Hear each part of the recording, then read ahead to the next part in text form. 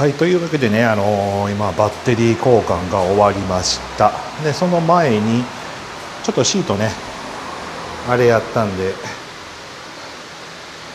ちょっとピカピカになるようにね、ちょっと潤いを今与えてますんで、ちょっと変にピカってますわ。であとこの辺もねちょっと今復活させるようにやってますんで、ちょっとこんな感じですんで、とりあえずねニュートラルランプがつくのか試してみたいと思います。お、つきましたね。ね、今これでポジション、これはあれかね、セールが回るのかどうかですね。いきます。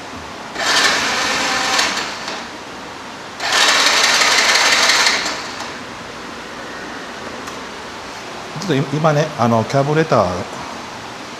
のコックをオフにしてるんでエンジンはかからないですけど、とりあえずセルが回ったんでね、これでいけるかなとは思いますね。あとはちょっと今これベトベトにしてるんでね、ゴム系のところもね復活さすように、それをちょっとまた後からしばらくしたら拭いてきれいにしていきたいなと思います。それではね、今回はこのバッテリーすみません、スーパーカブ70のね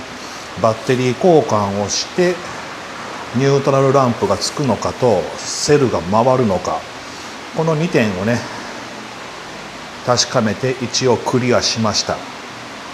で今度は実際にねそれでエンジンがかかるのかどうかをねこれからまた確かめていきたいと思います。それでは失礼します。